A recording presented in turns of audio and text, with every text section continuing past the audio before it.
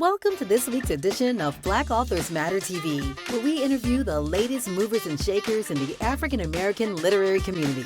You'll meet some old friends, discover new ones, and stay abreast of the latest book developments around the country and even the world. So sit back and relax for the next 2 hours with Black Authors Matter TV co-hosts Gwen Richardson and Dr. Rhonda Lawson. Good evening. You've reached Black Authors Matter TV, and it's January 24th, and we welcome you to the show. I'm Gwen Richardson, your host for tonight, and my co-host Rhonda Lawson will be joining me later in the show. We want to welcome you to another episode, and we have an amazing lineup for you again tonight, and we're excited about our guest lineup. Our first guest is going to be a child author. So we're excited about having her. But before we bring her on, we want to let you know about the National Black Book Festival registration. It is now open if you want to register as an author. And the tables are really selling fast early on. So if you do plan to attend, don't procrastinate. Put down your $50 deposit. You don't have to pay the rest till you got to July 31st to pay the rest. And that way your table will be secured. Also, the Jerry Pinckney Children's Book Awards process is open. And for those who have children's books, the copyright date has to be 2021 or 2022 or 2023. I got my years mixed up. So we are excited about that process. And we are going to give away 2 books tonight, but we will bring on our first guest now, and then we'll give away the 2 books later on. So our first guest is author Zariah Cherry, and she's a child author, and she has a book called Lulu the Lollipop Girl. There she is. And her bio says she's 11. I don't know if she's had a birthday since she wrote the bio. But now I want to make sure I'm pronouncing your name correctly. Is it Zariah Cherry? It's Zariah Cherry. Zariah. Okay. The accent is on a different syllable. It's on the first syllable, Zariah. Well, congratulations, young lady, and welcome to Black Authors Matter TV. Thank you. So do you have a copy of your book, your Lulu the Lollipop Girl book? Yes, I have Lulu the Lollipop Girl and the new one that just came out, Lulu Gets a Brother. Okay, well, show us both of them. Put it in the center so we can see it better, and put it like closer to you. I think try putting it closer to you, and then try putting it closer to the screen. Sometimes it depending on the angle. Okay, that's Lulu the Lollipop Girl. And then what's the other one? The other one just came out. It is Lulu Gets a Brother. Lulu Gets a Brother. Okay, all right. Now, what made you come up with the character Lulu? Well, when I thought of writing a book, I thought, who should the character be? I mean, it's my character that I could write. So I wanted to do the cartoon version of me. Okay, so you did the cartoon version of you, and but what made you come up with the name Lulu? It all started at school. I usually get my work done before anyone, so I get pieces of paper and I write it down. I loved going to the library. I would just spend hours and without a care. So what I would do is I would pull the paper together and I would just write a little story. I love books. You know how books, they're like the name rhymes with the topic? Yes. I wanted to do a book like that. So I came up with Lulu the Lollipop Girl. Okay, and that's when you get a little bit older. I don't know if you know about alliteration, but alliteration is a big word that means the words that are together start with the same letter. So, and lots of times it helps people remember the name of the book. And so Lulu the Lollipop Girl is definitely a title that your readers will remember. And so Lulu Gets a Brother, is that the second book? Yes, ma'am.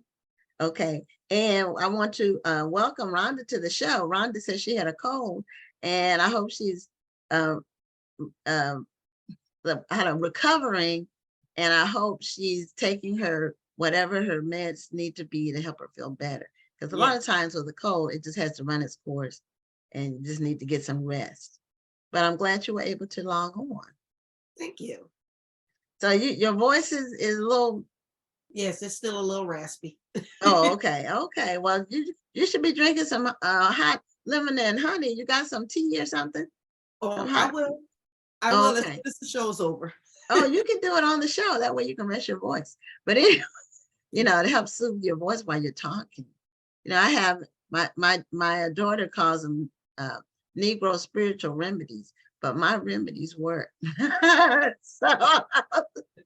so anyway, Zariah, right? Yes, ma'am. Zariah, meet Dr. Rhonda Lawson. She's the co-host of the show. Hello, Hi, doctor. nice to meet you. And Zariah was telling us about her book and how she gets her work done before everybody in the class. I used to be like that too. I would get my work done. Sometimes I would be bored because I would know the answers, especially when I was in your age group. I would know the answers to all the questions and I would get bored. And one time in first grade, I wrote the wrong answer, knowing it was the wrong answer. And I took it up to the teacher just because I was so bored getting the answers right all the time. So, it's hard being smart. So, Zariah, now you were diagnosed with dyslexia at age 6, is that right? Yes, that is correct. And how did you So, overcome that? well, what Well, did you say, Rhonda? I was asking her how she overcame that.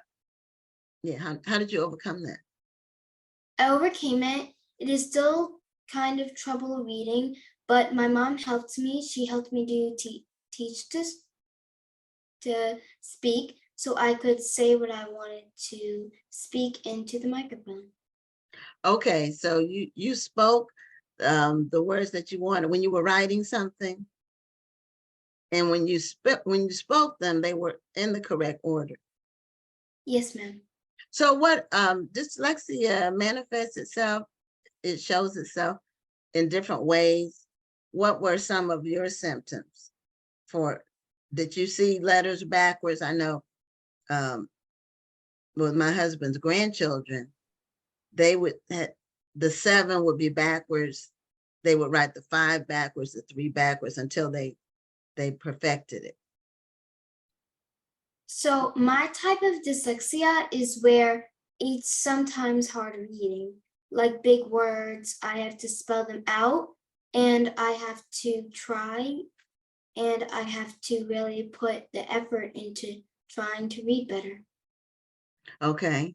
But it sounds like you're an A student in your class.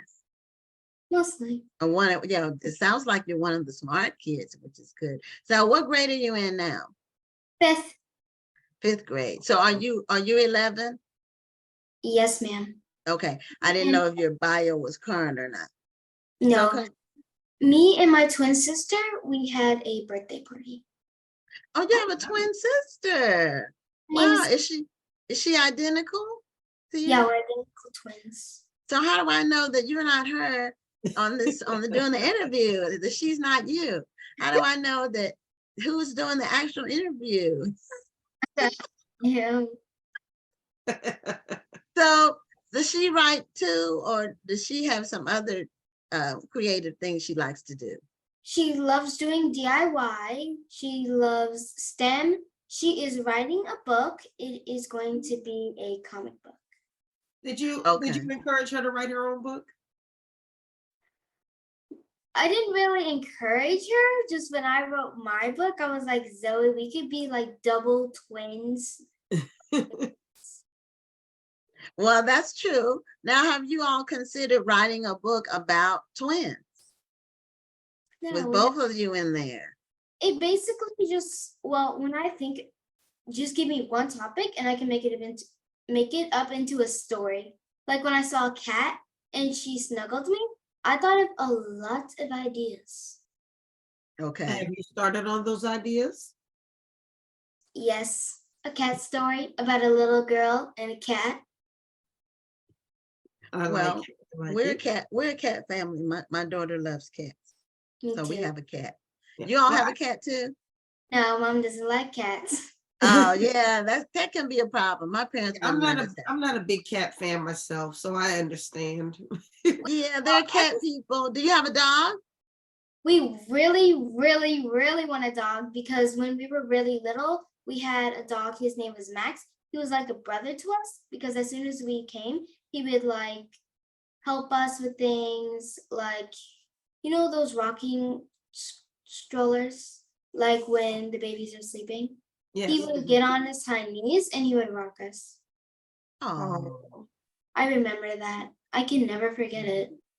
yeah. Well, I think it's amazing that you've been able to overcome dyslexia with writing. I mean, often when people suffer from dyslexia, they kind of shy away from anything that has to do with reading or writing because they don't want people to think that they're less than as smart as they actually are. What got you even interested in writing in the first place, writing your own stories? Well, I have no idea what it was, but when I was 4 or 5, I would just grab a notebook, and through the rest of my life, I would grab a notebook, just sit there and write little stories or just draw. I love notebooks and writing pictures, just sitting there thinking of ideas. So why not Okay. go ahead and make those ideas into stories? And that's exactly what you did, right? Right. I love So it. so who did your illustrations? My illustrations were done with a man. He is dyslexic too. Wow. So we work together to do the pictures and make sure everything looks right. Is that something that you purposely looked for, was somebody who would understand dyslexia? No, we didn't purposely look for someone with dyslexia. We just found him and he told us that he was dyslexic and that I was dyslexic too. We didn't purposely find someone. Wow, that must sounds like it was meant to be. It does, doesn't it? So how did you find your illustrator? Well, when my mom heard about my book, she said, let's make it into a reality. So we started looking at multiple illustrators so that we could find someone who was perfect for us. Okay. Yeah, it's important to select an illustrator that can bring your vision to life on paper, Yes. especially for children's books. That's really the key. Want your characters to look like what you're picturing. You want them to look as true to life as possible. You don't want them to look like scary characters. I've had people try to draw and I don't know what they were coming up with, but it was not my beautiful brown and black people. It was, I don't know what it was. So sometimes you have to be very careful because people have different art styles and you need one that's going to fit you. Like a crazy monster that you don't know what looks like it, what it looks like or what it is. Yeah, unless your book is about a monster, and then you want somebody who can do the crazy monster Yeah, that would picture. be perfect. Yeah, it Right. would be perfect.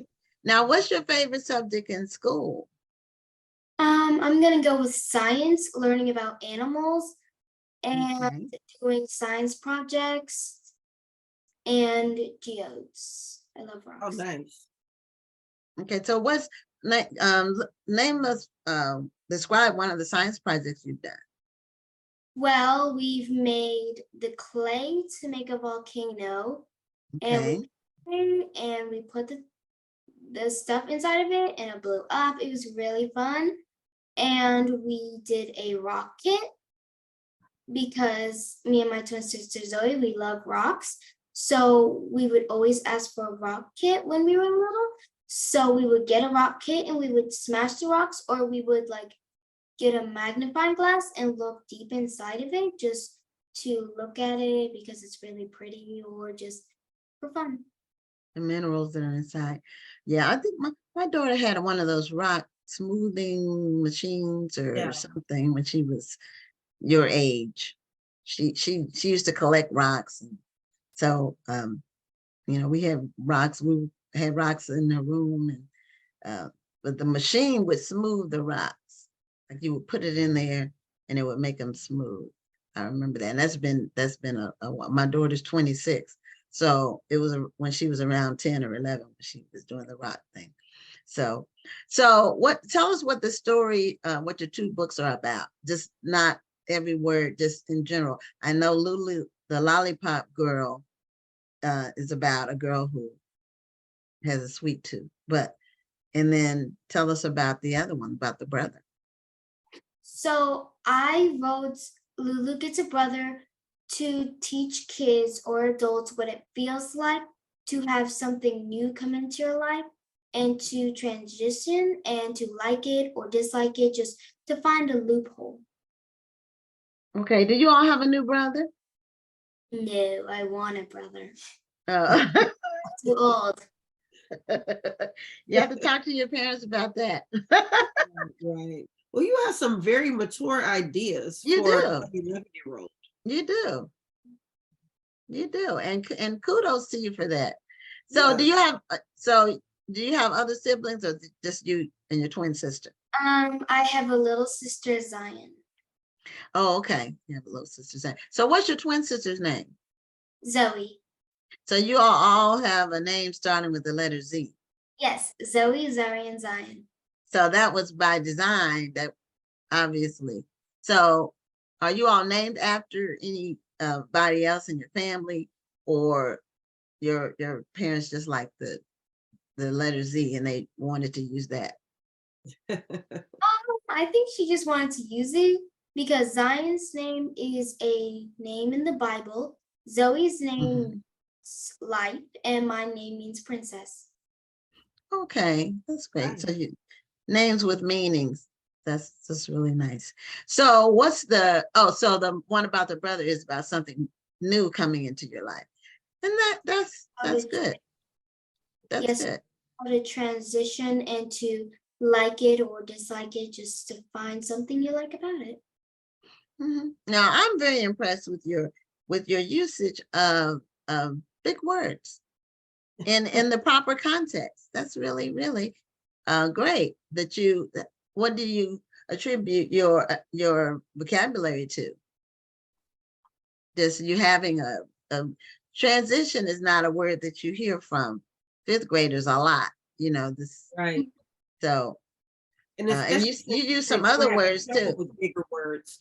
Right. And that you use smaller words, but I'm hearing you use the bigger words and use them in the correct context. Right. So that's why I was asking, how did you overcome that? Because you seem to have been able to overcome it pretty well. Well, it's not that my vocabulary is extended. Just when I think in my head, what word should I say? Should it be big? Should it be small? Should it fit in here? Should it not fit in here? It's like my brain goes like that. Just like, you need to do this word. This word sounds good. Yeah, but the fact that you even knew to use the correct word in the correct place, and it's not it's a fairly long word used properly, that says a lot, because that says that you've been reading since age what? Maybe I haven't been 4. reading. I would just get books and stare at them. I would get the words right sometimes, but sometimes I didn't. It would just like I would get the words sometimes, I would get the words not time, but I usually say words in my head, or I would just read in my head so my head could like remember them.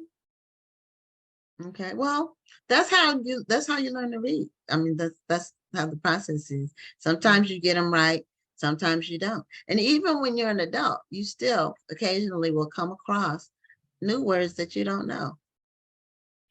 I mean, I can, even if you're a person who reads a lot, I came across a word yesterday in a new book I'm reading, and I had to look it up. And I have a very large vocabulary, but this particular word, coffle, COFFLE, I had never seen that word, and I had to look it up to find out what it was, and it was related to a a group of slaves, like in a line.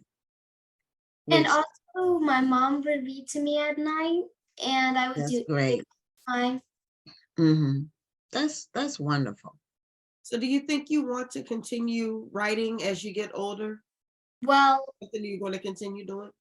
when I was really little, me and my twin sister had agreed that we wanted to start a coffee shop and a daycare and a house at the same time. Like at the bottom, it would be a coffee shop, and then there would be a little place for the kids to play. So the grown-ups could drink coffee, eat a croissant while the kids play. And upstairs would be where we sleep. And we had that all planned out. So then when we got a little bit older, we thought we could do this.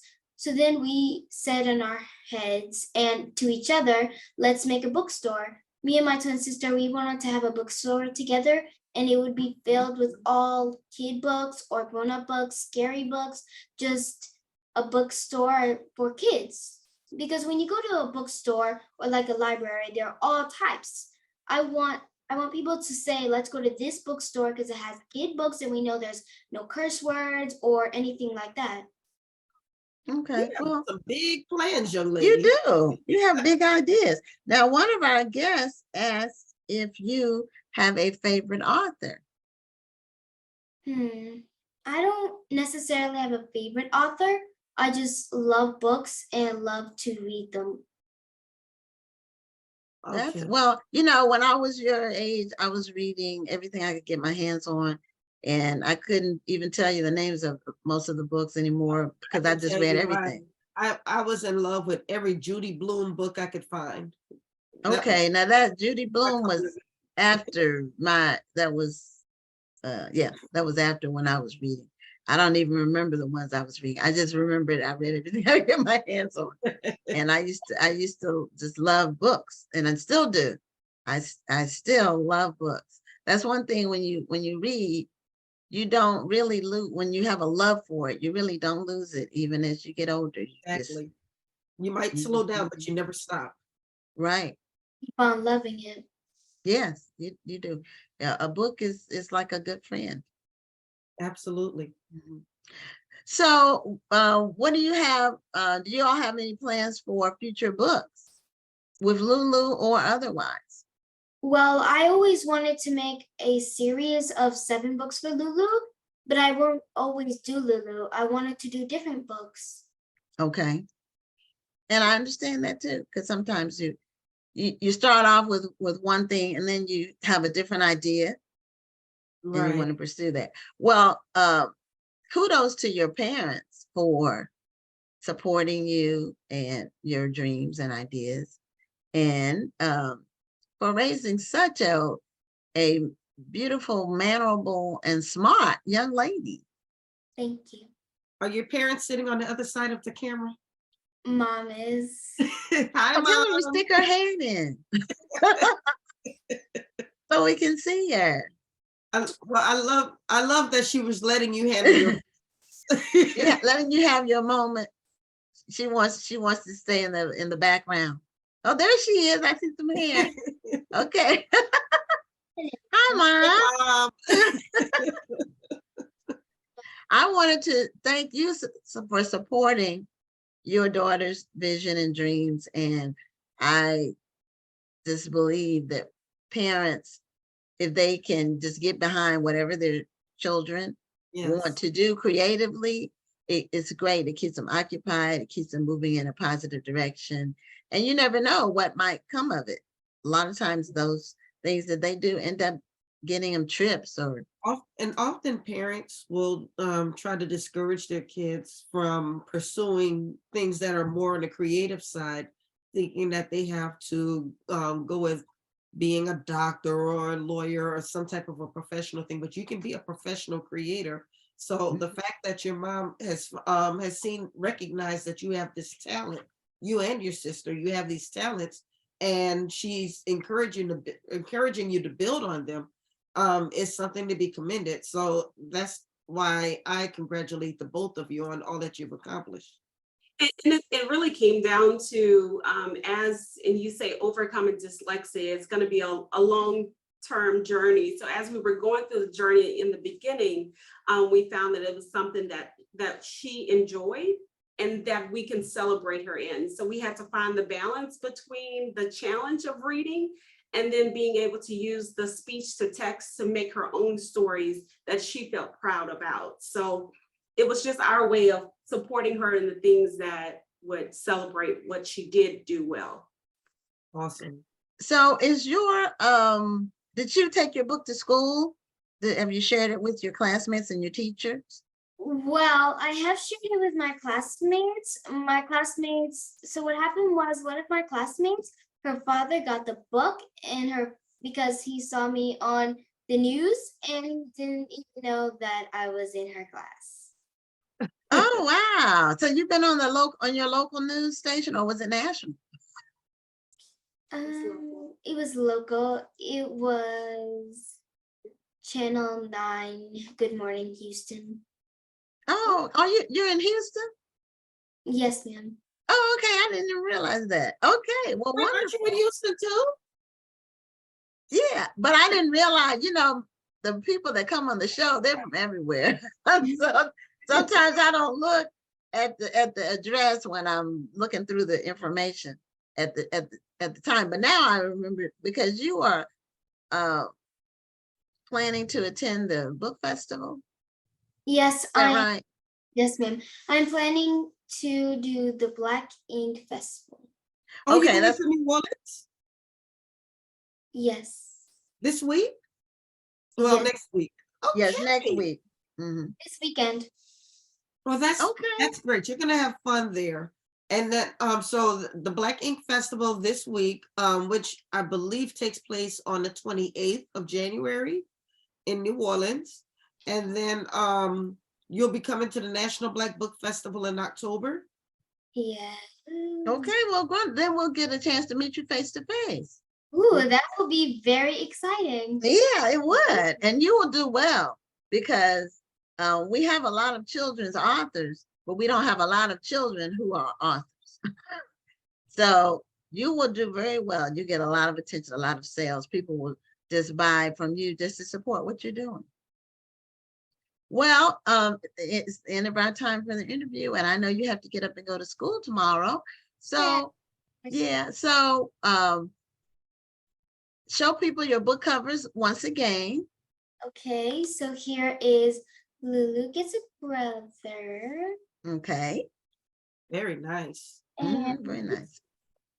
Lulu the Lollipop Girl. The Lollipop Girl. And where can people purchase your books? They can purchase my book on Amazon, or they can purchase it on my website, booksbyzariah.com. Okay, booksbyzariah.com. And I am Okay. putting that in the chat as we speak. Yeah, Rhonda does the putting of the books in the chat. So thank you so much. One of our viewers is an elementary school teacher, and she said great interview. So that was Kay Larry. So congratulations again, and we'll see you face to face in October. Thank you. I am looking forward to seeing you guys in face to face. Okay. Right. We're looking forward to seeing you too. Congratulations once again on all you're doing. We encourage you to keep it going. And I can't wait to see you in October. Thank you. Thank you. Okay. Bye-bye. Bye-bye. Bye. See you in October. So not only is Zariah an author, but she will also be at the National Black Book Festival as one of the participating authors in October. So we are going to be giving away 2 books tonight before we bring on our next guest. And the 2 books we have tonight are, this one is called The Many Fortunes of Maya, and it's by Nicole D. Collier. Let's see, where's her name at the top? The trivia question for this is, the author is a former teacher at what level? Meaning what level of education does she teach? So she's a former teacher at what level? And you'll get, this is a young adult book. And actually this, this is a teen young adult book. It actually, the release date for this book is today, although this is an advanced reading copy. So this book came out today. And the second book is from an author who was on our show on December 13th. The book is called Nothing Special. It's a children's book. and it's by Desiree Cooper. It's a big book, so it's hard to get it all on the screen. But the trivia question for this book is, and this is the actual book, not an advanced reading copy. The setting for the book is in which coastal state? So what state is the setting for the book? And you'll receive it. So those two books, you can answer the questions and get the books. And also I wanted to mention that and I'll say the correct year this time, the 2023 edition of my 101 scholarship applications book, What It Takes to Have a Debt-Free College Education. It is available now. I'll get my shipment in tomorrow. So this is approved, but the book is available on Amazon in paperback and Kindle right now, and you can order it. So that book has helped thousands of people go to college debt-free. So Rhonda, did you have anything to add before we bring on our next guest? Sure. I just want to remind everyone that my Black History Month Literary Weekend will be February 23rd through the 25th. And tickets are on sale now for the Ivory and Cream Affair, which will be February 25th. We will have 8 featured authors. We'll have a special interview with Marita Golden. You may remember her from being on the show a few months ago. Mm-hmm. And our guest speaker will be Lisa McNair, who was also on the show before. Mm-hmm. She is going to be our special guest speaker. We're going to have a 3-course gourmet meal. We're going to have live music. We'll have a silent auction. So you absolutely want to be there. It's going to be a winter white party. So all you have to do is wear your favorite ivory and cream, come on out and enjoy a beautiful, beautiful evening. And you know, we like brunch. Yeah. So also I wanted to, we had a tornado warning today. You too? In Houston. Well, 2 of them, we had to take shelter twice. And actually one did touch down the southeast of us in Deer Park, which is about 50 miles from where I am. But we had the wind of the rain, it was sounding ugly out there. And, you know, I was praying because it sounded ugly. So, but praise God, we were okay. And as far as I know, there haven't been any casualties from the tornado, but it was bad weather coming through in this area. So we are going to admit our next guest, and these are sisters who own a bookstore in Brooklyn. Okay. It's called BEM Books, and they have an unusual charge in terms of their objective. I hadn't heard of anybody, you know, so many creative ideas are coming out as related to books. And We so look like twins too. What's going on? We just had a twin on the show, but but I'll take it. As the big sister, I'll take it. But it's Gabriel and Danielle Davenport, and their store is called BM Books, right? And more. And more. And they focus on cooking, cookbooks, and food. Their main objective is to share messages about food. So welcome to Black Authors Matter TV. Thank you. Thanks so much for having us. Yeah. Thank you for being here. Yes, indeed. Yeah, so what made you come up with the specialty of food? Like, what made you zero in on books about food? Dee, do you want to start? Sure.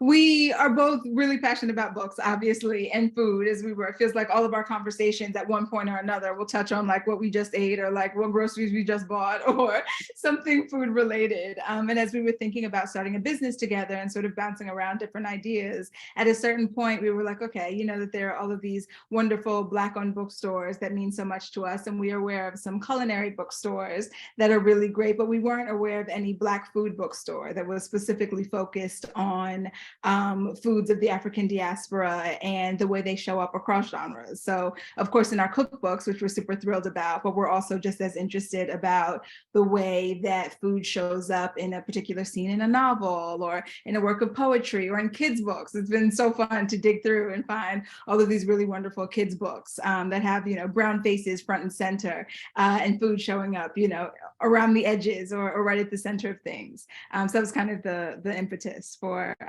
founding BEM. I Oh, like wow. the title of your book, which, by the way, congratulations, because the release date is today. Yes. This is a book that, go ahead, Gabriel. I'm gonna say that's a book that we carry. We are not the authors of it. Oh, okay. Maya Feller, who's a brilliant nutritionist and chef based in Brooklyn, also. This is her first cookbook, and it did in fact just come out today. We're very excited about it. It looks beautiful. That's awesome. Okay, so then I'll just save that question I was going to ask. But so you have a excuse me a second, I'm a bit under the weather. Okay. So you have a bookstore that's totally dedicated to food and healthy eating and so forth. Yeah, so we're all dedicated to Black food literature. So whether that is, like my sister said, we have a whole collection of cookbooks that is growing by the minute, which is amazing. But then there's books in every genre, as long as it touches on food in some capacity and is written by a Black author. We're excited to bring it into our mix. I think that's totally interesting. I've only seen one bookstore in my life that carried all cookbooks. And it was a woman-owned business. It wasn't a Black-owned business. Yeah, And yeah. it was dedicated to all cookbooks, not just Black written cookbooks. So I think you have a total definite niche. And like for instance, Healthy Home Cooked Favorites from Cultures Around the World, the book that was just released today. Often we don't think about the foods that are connected with our history as being particularly healthy. Right. We think of them being fatty, or we think of them being the food that was basically the scraps from the master's table. Right. So when you have, was that kind of your goal when you decided to open a store like this, is to maybe change the conversation around foods that are connected with our heritage and with our culture? I would say we're really interested in expanding the conversation, right? Like there's room for, of course, the healthy eating, the new age fusions of, cuisines from around the world, but there's also absolutely room for the soul food or other sort of heritage foods that get a bad rap, but mean so much to so many people, right? We want to make sure that we can have conversations about what's really of value there, just as much as there's value in the sort of healthier, quote unquote, healthier foods, right? And as we know, there's the ways that we sort of code and think about what is healthful. It has very little to do with Black folks generally, right? Historically speaking, the way that those things have been decided really hasn't taken into consideration our culture's ways of living, et cetera. And so we're excited to be collecting all of this literature that really like runs the gamut, and to bring all of these things into the same space physically, and certainly sort of into the same community conversations. That's really the main point, I would say, of why we set out to do this. Yeah, so much of, as we were thinking about what BEM is and sort of means to us, part of what was so exciting is that food really is a way into, whether it's relationships, whether it's climate, whether it's health, whether it's nutrition, whether it's politics, labor, like it really does get into everything. So for us, it really is about sort of, again, broadening the conversation and figuring out, what happens when you bring like this particular cookbook sort of into conversation with this particular piece of history or work of poetry, or like how does everything play together? And how do we also really celebrate the differences and the diversity within the African diaspora? Because it's so easy for, outsiders to be like, oh yes, Black, that's one thing. It's like, no, that's a million things. That's like a million exciting things for us to dig into and be really curious about, the ways that that we all connect, and the different divergences as well. Right. We had on the show a couple of weeks ago, might have been 3 weeks, but it was recently, the author of the Wakanda Forever cookbook. The official Oh, one. amazing. Yes, we carry it. Right. And Oh, you carry it. Okay, great. Of course. Yeah, of course. she was from Malawi. Well, Amazing. her parents are from Malawi. So she, her book included food from the diaspora, from all the different cultures and countries. And so that was an interesting way that she got that particular assignment. That was the way that all transpired was amazing. So Yeah. if people want to find out, they can go look for the show. Her last name was Banda, Banda, I think. 'Cause I don't have my schedule with me. Yeah, I know. But I don't remember the exact name, but I believe it was. yeah, her first name was Inyanika or something like that, and her last name was Banda. But it was 3 weeks ago, and if you want to hear about how the book came about, and this is for the audience, not or you too, if you wanted to know as well. Just go on the archive and look for the description of who was on the particular show. It was either 2 weeks ago or 3 weeks ago when she was on. So now, do you all have a brick and mortar store? Not yet. We are fundraising to get there. We're online at BEM Brooklyn, BEM, BEMbrooklyn.com. And we've been doing different pop-ups and we have a little Indiegogo campaign going right now to Zariah. Ask you about that. I was going to mention that. Oh, wonderful. Thank you. Thank you. Yeah, so Gabriel, let's take it away. Is in the chat. So if people want to would like to reach out and support, it's right there. Thank you so much. Can you tell us a bit more? What are you fundraising for? What is your dream? Yeah, so right now we're fundraising to expand our last pop-up into a cafe space. So as my sister was describing, we've done a handful of pop-ups since we opened 2 years ago. Each of them has been in a different location around New York. And the last pop-up we did over the holidays, the organization that hosted us invited us to extend sort of through the spring, which is a lovely offer. Because this was sort of an unexpected opportunity, we're like, okay, great. We didn't really plan for that. So we're gonna need some capital to make that move happen and have it feel good, right? And have it be successful. So right now in the immediate term, until the end of the week, we are fundraising to make that cafe move happen. We'll be selling our books as we always do. And we're also really excited to be able to start to pilot a little bit of like food and cafe service, which we haven't been able to do yet. And is a big part of the brick and mortar vision that we're ultimately building towards. So again, we're trying to do the 15K before the end of the week, but we're fundraising with investors, and we have a larger conversation happening about opening our brick and mortar, God willing, by the end of this year. That is the plan. You have a real plan that you're putting forward. This isn't just something that you just threw together. You're being very intentional about every step. At least that's what I'm hearing. We're trying. We are trying. We're glad to be on this journey.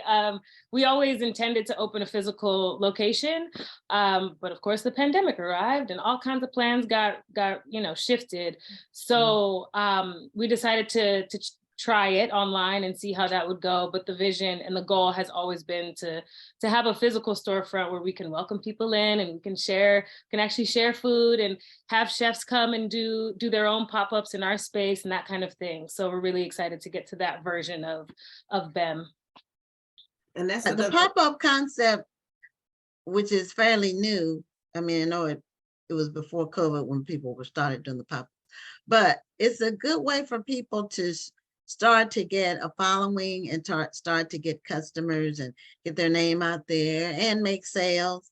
And some people like you all, you only do pop-ups until you get enough clientele to make it worthwhile to open a store where you have enough support. So yeah. How often do you do your pop-ups? We've done a handful of longer term pop-ups for the most part. So we did last year over the holidays, we did a 6-week pop-up. And then we were really thrilled to partner with the Museum of Food and Drink here in New York on their sort of landmark Black food exhibition. It's called African American, Making the Nation's Table. And that was February through July. And we basically ran the gift shop for the exhibition, which was awful. It was so exciting to have like all of it felt like so many of our authors' work was like highlighted within the exhibition, and then people were sort of able to walk through and come out and take home a little piece of it.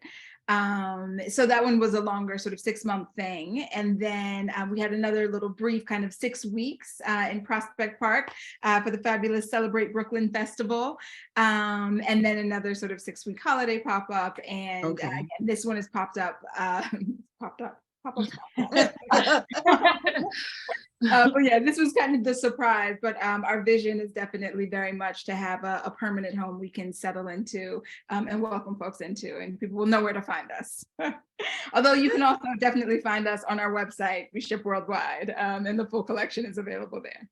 Well, I mean, I watch a lot of Shark Tank, and one of the questions they always ask is, why do you want to have a brick and mortar? Because that's so much overhead.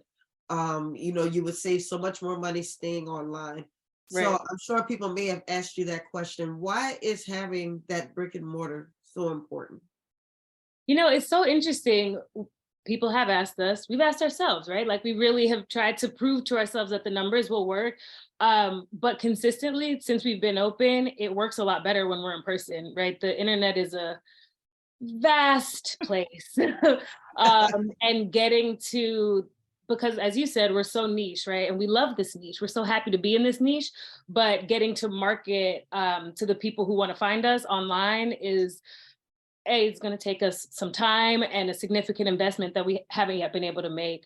But when we're in person and people happen upon us in a way that they just can't necessarily online, they're like, oh my goodness, I'm so glad that this is here. I've never heard of this before, or my friend told me about you and I didn't realize this was your location, whatever the case might be. But getting just sort of foot traffic and people who just bump into us makes a huge difference. And people have told us, the ones that are starting to help us build this community, they're like, oh, we can't wait. Like, we want to come hang out. We're going to come drink the tea. We're going to buy the books. We want to, come to the events, all of that. And so it feels like a really beautiful, vote of confidence that folks that we've come across so far have been like, oh, this is a great idea. I haven't heard about something like this before. And why hasn't someone opened a Black food bookstore before? So it feels exciting to be diving into that with a little bit of proof of concept behind us, rather than just being like, okay, we're going to figure it out. We have a building now, we're going to figure it out. We've been able to test some things a little bit so far. Right. We've had a number of bookstores from the New York area on. I'm trying to think. I know we had is Aiden Adani? Adani, yes. Okay. They're wonderful. It's a We beautiful had space. her on. That's probably a year ago. Okay. And we had a lady who did the Black women's book free library that where Yes, she of did course. pop-up Yeah. in the New York area. I'm just going from my memory. I shouldn't have put it out there if I couldn't call them all. But we've had a lot of guests. I just remember some specific people. And it seems like we have one other one from the New York area. But New York has a lot of people. So, you We've can got be a great book to human ratio. Yes, right. Boroughs, I think. absolutely. Right. Yes. Right. So do you all do you have cooking events around your books? Have you ever can't done wait that for yet? That is a Okay. perfect example of the That's kind of actually what I was going to say is what I love most about the brick and mortar that you plan to build is what you mentioned, how you want to bring local chefs in to demonstrate their wares, basically. As someone who's hosted a chef battle before, sometimes it is very hard to Amazing. find a location that understands what you're trying to do, Mhm. to make sure that their location is conducive to what you're working on. Right. So to have a place like that to where people are already in the mood to eat, they're Yeah. already in the mood to cook, because Yeah. you're having a chef event, to bring in this crowd, that's going to translate into sales for you all. So I think that's my favorite part about what you guys plan on doing. Thank you. It's Absolutely. exciting. It's really the idea of it being sort of a communal place to bring Yes. folks together around food and books. That's that's the heart of it for us, for sure.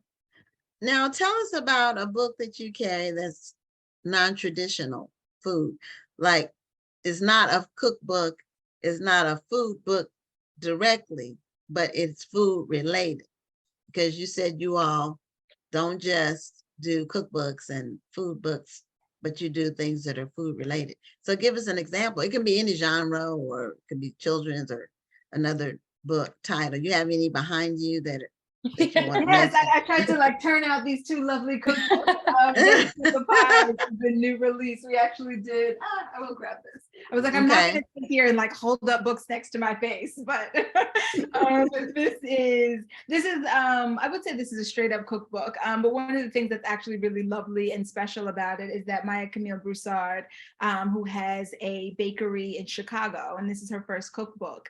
One of the things she does in the book is she profiles different social justice activists and folks who are doing different kinds of work in different spaces. So you see, you know, you have all of these wonderful pies and sweet and savory and everything, but also profiles of folks doing incredible work in their communities. But this is still a cookbook by genre for sure. So you have one, Rick? I do, and Okay. it's a little tattered because I think this was actually my copy from college, but it's Sassafras, Cypress, and Indigo by Ntozake Shange. So Oh, okay. it's a novel, and I every time we talk about Bem, I talk about Shange, so I should probably talk about some other books at some point, but her writing is so near and dear to me. And this novel is really about three sisters from Charleston and their relationship to their mother and their creativity. And so much of it, particularly the scenes with their mom, takes place in their, you know, in their family kitchen. And in Shange's work in general, the sort of connection to food as a sensorial experience is always woven throughout it. So I think of her writing often when people are like, what do you mean food literature, right? It's like that's what we mean, right? Like the food is a big part of the story, even if it's not the only thing happening in the story. So that's one that I think of. Okay.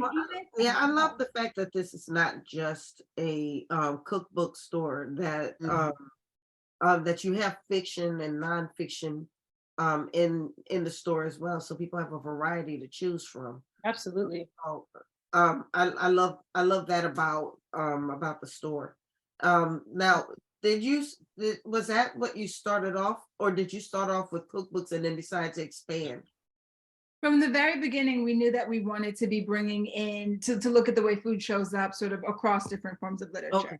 Okay. So it was really exciting for us to go back through and, you know, even books that we sort of knew and loved, to think about if and where food shows up in them, and to see if they would go on the list. But from the very beginning, it was, you know, cookbooks, fiction, poetry, children's books.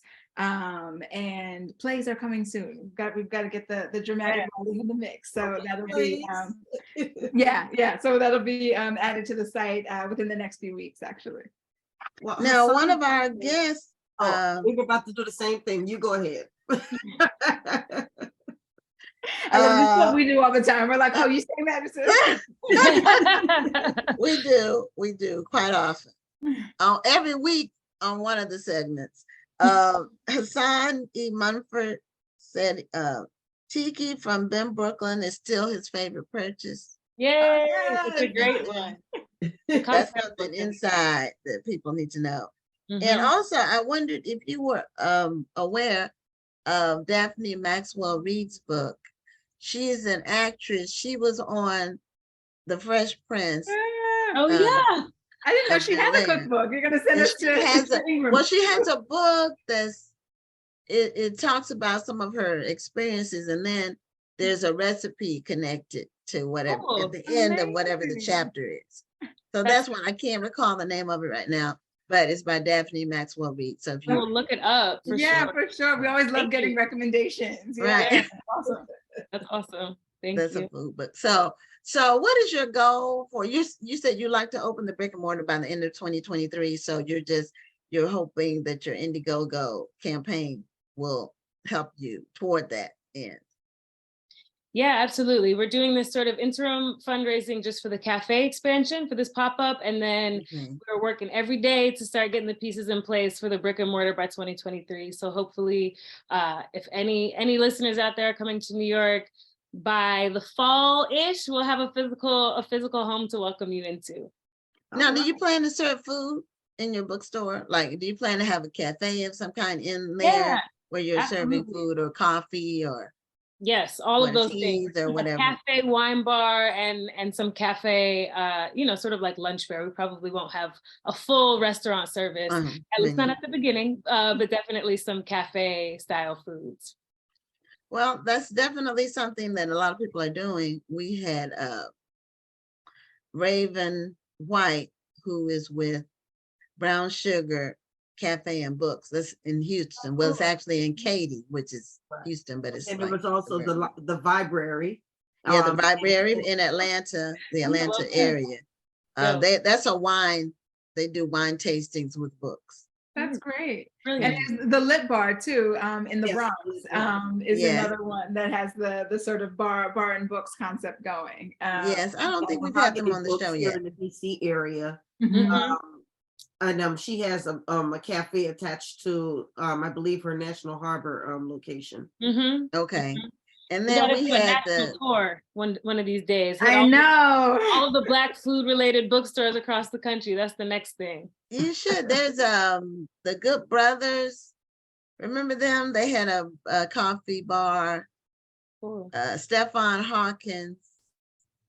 I'm trying to remember where he was located. That's been a while back, Hmm. maybe 2 years ago. Oh, cool. So the show we've been 2.5 years every Tuesday. So we've had a lot of guests. That's Every wonderful. Tuesday. I think we've only had 2 Tuesdays off. Wow. Wow. In That's 2.5 years. And Yeah. we've crossed 450 as far as the number of guests we've had. That's Individual incredible. guests, not, and the people who've repeated, they're not included in the 450 except once.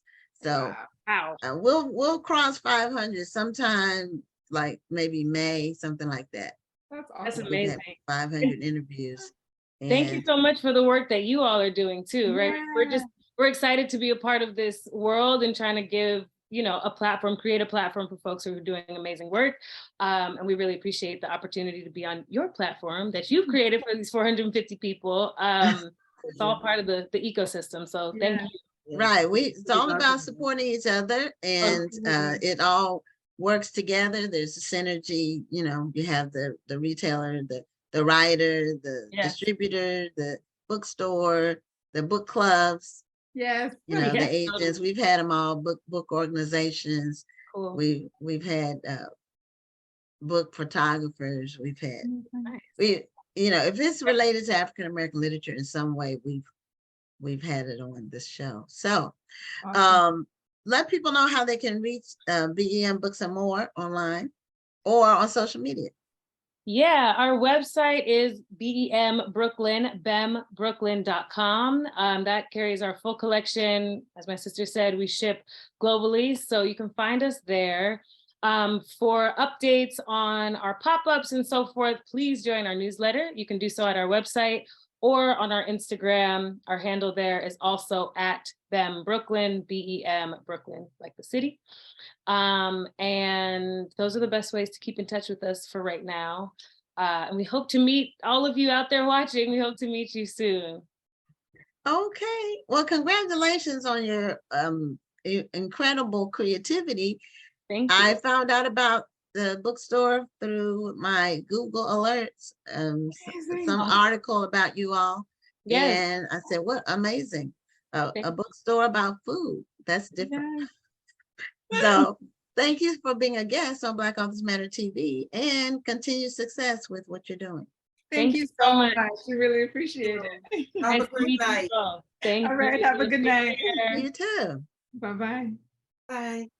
Okay, so now we're going to determine who bought who. I think I saw the book winners. It was Gwendolyn and Mary. It was Gwen and Mary. Okay, so which one won what? Mary won I think Mary won the Nothing Special, didn't she? Virginia. Yes, the answer was Virginia. And Gwen won the one where it's elementary school. Okay, Gwen Hayes. Yeah. Okay, let me make a note of that so I can send these books out this week. And the answer was elementary school for the young adult fiction book. And for Nothing Special, the children's book, the answer was Virginia. And this author was, she was on the show December 13th. So this was Mary. Evans. Okay. All right. Well, our next guest is not a stranger to Black Authors Matter TV, although she hasn't been on as a guest, I don't believe, since our very first show. She was either on the first show or the second show that we had. And that was back in July of 2020. So Pam Perry is an expert in marketing and PR. She has on her National Black Book Festival t-shirt, which she's helping promote the event that we're gonna have an amazing event this year. We're working on it. It's gonna be great. It's gonna be wonderful. This year, as it always is. And Pam was also, when we had the virtual events, I think you were on both years. Were you on both years? I was. We were virtual in 2020 and 2021 for the book festival, and she did a workshop on marketing and PR during that. So me and Pam go way back. I still don't know exactly where I met her, but did you go to Moby? I did not. I do know Yvette though, but I did not go to Moby. You but know I Yvette. know Okay, Yvette Moyo. She's an incredible woman. Love her. Because I met several people back then, and that was in the early 2000s. Right. So I don't know where I met you, Pam, but anyway, welcome to Black Authors Matter TV. Welcome back. Thank you, Gwen. Hey, Dr. Rhonda. This is really good. You know, I love National Black Book Festival. That's how we really met. I mean, see you put a little zhuzh on your t-shirt. Oh, you know, I'm always cutting up my t-shirts. Yes, she does. She cuts up her t-shirts. And when I look back at one of the interview that we had with you, you did it then, and I think it was August the 4th, I think, when you were on the show of 2020. Yes, it was. I had the Black Authors. You had the Black Authors Matter t-shirt, and I cut that one up. You did, and we put together a few compilation videos, how-to videos, that we are posting on our Black Authors Matter TV YouTube page, and on different topics, we're doing compilations of interviews with people on different topics and different expertise. And one of our compilation videos is on how to market your book, and a clip of your interview is in that compilation. So if you go to Black Authors Matter TV, you can look it up. We have a how-to playlist. And so that's something new we're doing for 2023. We have ones on different topics. We have so much content. We have so much content. And you have to pivot with the content. You can't keep doing the same thing. So that's excellent. That's what they call own media. So you're owning your own media. You don't have to wait for anyone to open the door for you. Gatekeepers are gone. You can own your own media. That's exactly what I tell authors all the time, that they have to own their own media. They can earn the media, they can pay for media, and they can share media, but they definitely have to own their media. So that is good. And I like also too the fact that you're pushing it out there so that the videos can get viewed. So I think it was a new program I saw that was emailed today, and I'm sending over to the festival and over to that other service as well. Well, thank you. Yeah, we're trying to build up our subscribers on YouTube, and so we're just letting people know that they can subscribe and it's free. And this is what they can see, what they get the show every week if they want to. They get the compilation videos, the how-to compilations, and they get to hear from best-selling authors all year round. They get to know about new releases. They get to win books, on the show. They get to know about other opportunities, bookstores that open, book clubs. They just get to, if they like books or interested in books, it's all about that. And I think that's really the key. If you love books, love authors, African-American books, Black authors, that's how we really met. That was the Sinju where we met, because I had Chocolate Pages way back in the day. It was a network, and you had Kush City. And I just knew that there's a handful of Black bookstores, right? There weren't that many that were brick and mortar bookstores. And so that's kind of the way that I met you. Were you an Essence reporting store at Yes. Yes. Then that's it. We reported our book sales to Essence for several years. Yes. And so a lot of times I would send my authors to you to do the tour because you were Essence Reporting bookstore. Oh, okay, that was smart. Yes. But Pam, you've always been smart. Pam is always on the cutting edge of everything. And she tries to get me to be on there, but I tell her I have to do the smaller part that I can do. But I bring people in to help me. So I have tech help. So I'm, that's how I'm Wonderful. building the YouTube channel and the other things that we're doing is I'm bringing in help. I'm in fact, my stepson, he's a technological genius. He yeah. does all the back end. He does all the media management for the show. He does the compilations. He does all that. See, and that's a skill. If I could dial back 30 years, I probably would be that person. That, if I could dial back, if I weren't in PR for the last 3 days, I would actually have been like the audio video person, editor, produce, that kind of thing. That is the skill to have for video today. If you can do short form video, especially. I mean, that this generation now with the TikTok and the Reels, they are so creative. It is the virality of it that sometimes trumps publicity. So whether it's viral or publicity, for sure. Yeah. I mean, I'm still trying to learn about the books on TikTok or whatever that's called. What is it called? Book Talk. Book Talk. That's what it is. What is it exactly? Is it a real place or is it like Black Twitter where it's like a Black Twitter? Okay. It's a hashtag. Okay. But the problem is so many millions of people use it that your content has to already have a lot of views in order for anybody to see it, or they'll have to scroll and scroll and scroll to get to your stuff. And it's always moving, right? Oh, okay. So you search for the hashtag. Is that what happens? Yes. And then the most viewed things come up first, more or less. Okay, so I understand that. It's the same principle. But I will say congratulations on your photo shoot. I know that they had to drag you kicking and screaming because you did a actually they didn't. I was a gift to myself. I said, you know what? I've been needing to do this forever. Let me just do it. It's a lot and of work, I already knew a photographer, and he was close, actually close by me. So, and he'd been doing photography for many years. And what happens on a photo shoot is they take a lot of pictures, and then my goal was to maybe pick 1 or 2. But then, he had clothes. He had me put some of the clothes I'm wearing. They're not my clothes. He had clothes that he had me wear. He said, this will look good.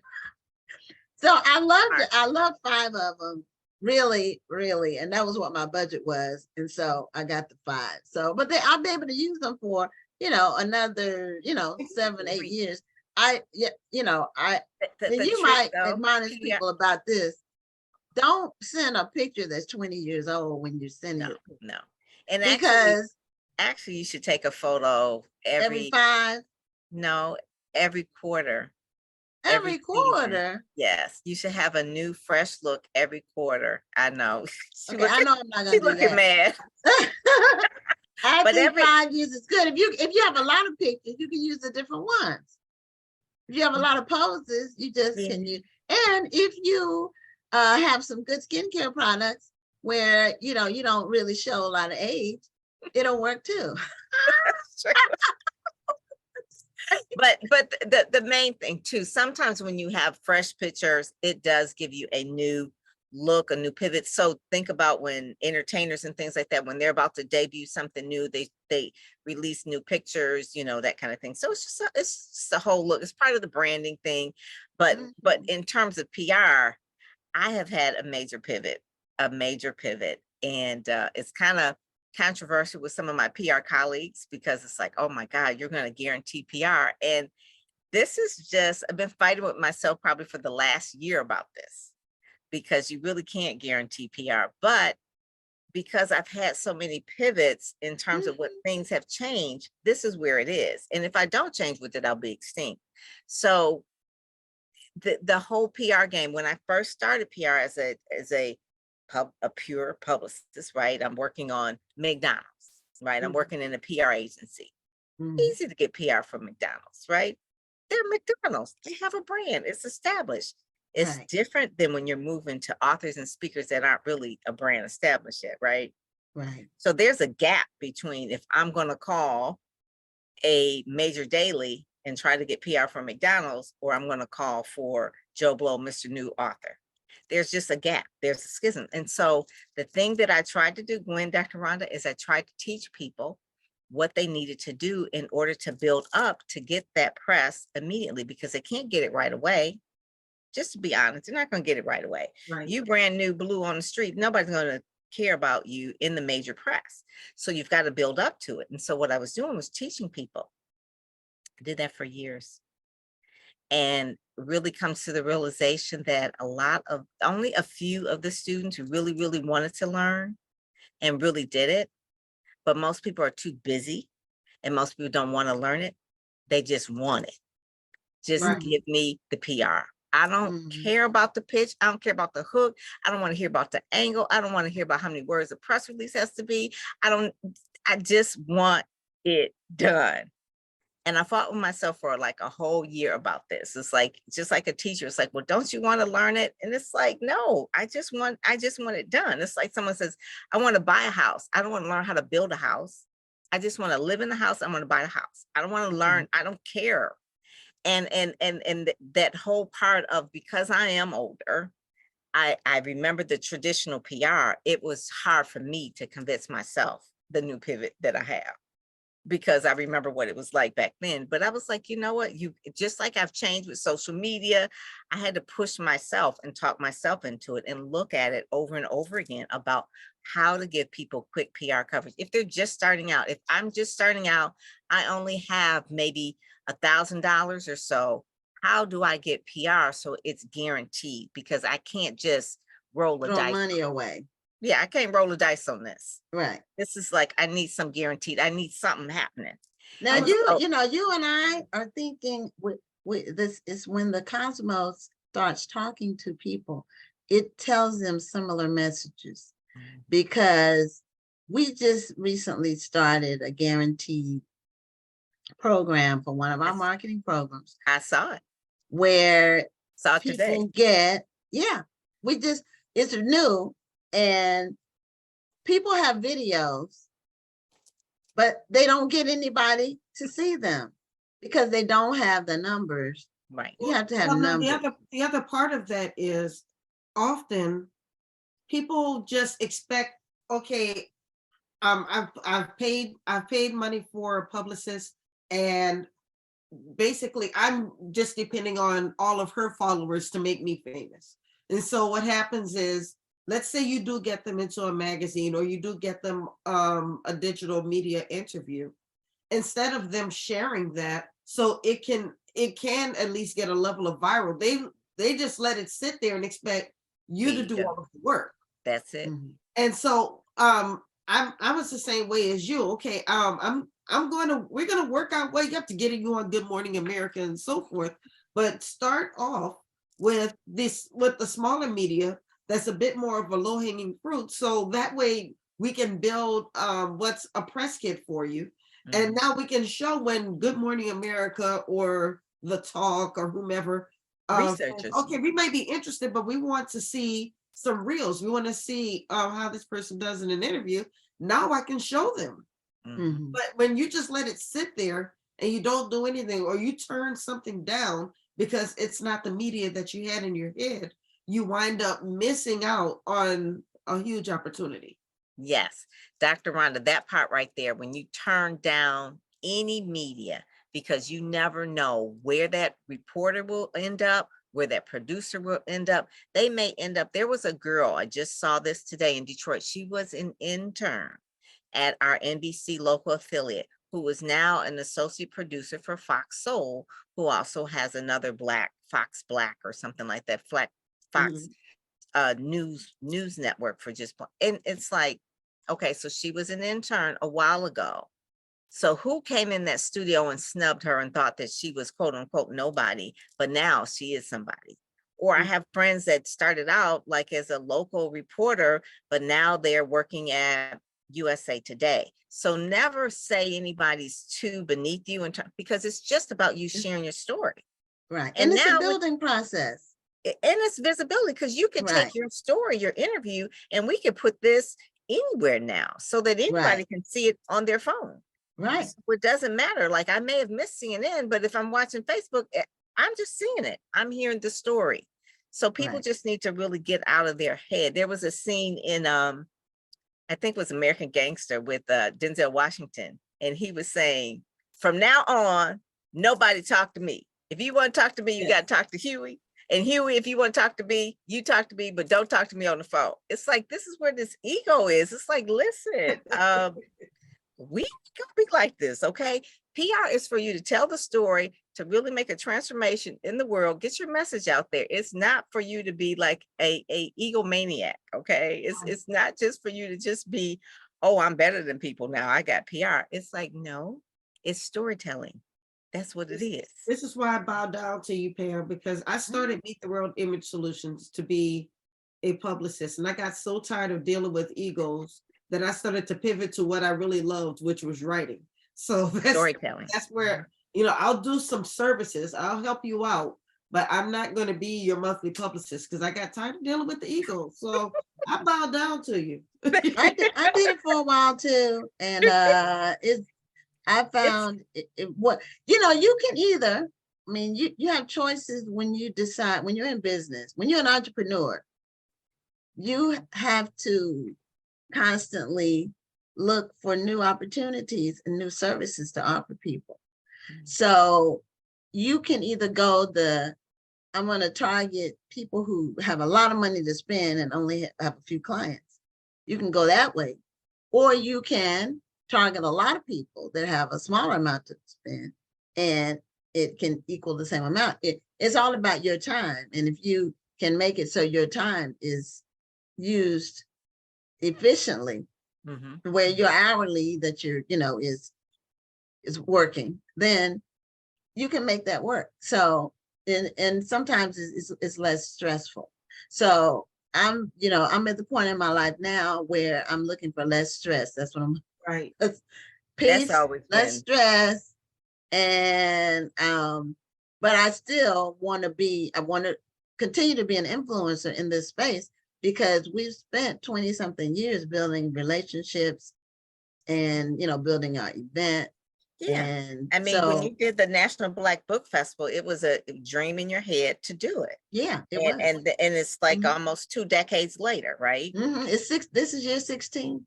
Yeah, so it's almost 2 decades, almost 20 years, and it's pulling out, Black Authors TV. You did the newsletter, you're doing, all of the things to help grow that platform. And but you've always been true to one thing, Black authors. Yeah, right? It's always been about books. It's always been about, even when we had the brick and mortar, it was, but it's always been in the book space. So that's how you build relationships over time.